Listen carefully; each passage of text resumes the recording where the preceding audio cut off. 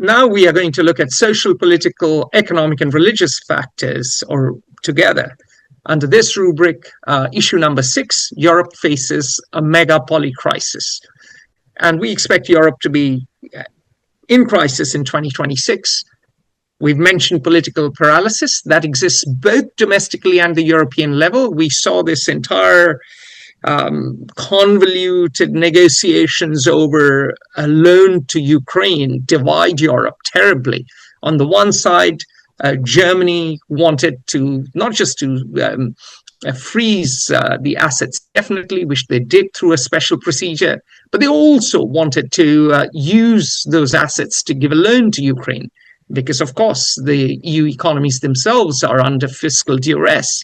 But there was acute resentment from Hungary, Slovakia, Czechia, or the Czech Republic, Belgium, which didn't want this. In fact, Italy, Bulgaria, and others didn't want it either. So at the European level, at the level of the EU, things are fractious. Domestically, we've already talked about the divisions.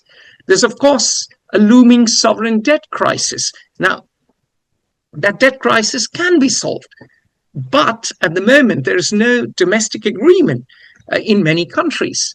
The Netherlands doesn't even have a government right now. They're still in talks to have a government. And so this inability to act is going to accelerate the looming sovereign debt crisis, asphyxiating red tape. Doing anything in Europe has become increasingly difficult. You have to run from pillar to post to get anything done, and European leaders themselves have acknowledged it. Olaf Scholz acknowledged it in Parliament, in the German Parliament, the previous Chancellor. The French acknowledge it. The Dutch have a term for poldering, that nothing really gets done. Everyone keeps talking. Europe is in a low productivity trap. Europe is struggling to attract talent. In the words of a CDU MP, CDU is the ruling party of Germany, it's a center-right party. And he said, look, we have immigrants who are not productive. We've taken too many refugees. They are low skill, low productivity labor. We cannot attract the sort of talent that the US attracts. And ideally, we should just target the top 25 universities outside the West and bring talent over to Europe the way US used to, given the US immigration policy. But we somehow can't do that yet. We are paralyzed. And this is a member of the ruling party talking to me, obviously off the record. I don't want to end his political career.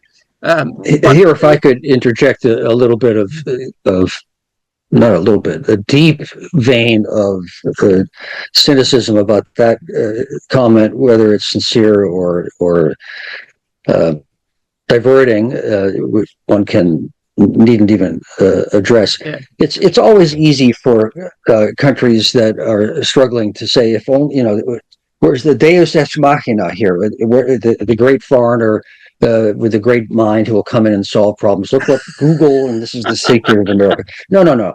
I'll be more Marxist than that. The secret of America is structural and institutional. It's a combination of free and abundant capital, mobility of labor, up till now, laws that were clear and were enforced relatively impartially, and a regulatory framework that didn't hinder, relative to other countries at least, creation. So you can take the unwashed and the poor and do fine if your structures are correct. It's not, we have the wrong immigrants. I find that, frankly, at best, a duplicitous comment to make. Anyway, moving on from the CDU MP who's just had a drubbing to immigration. Immigration is leading to challenges in assimilation, religious radicalism, and resentment on the one hand.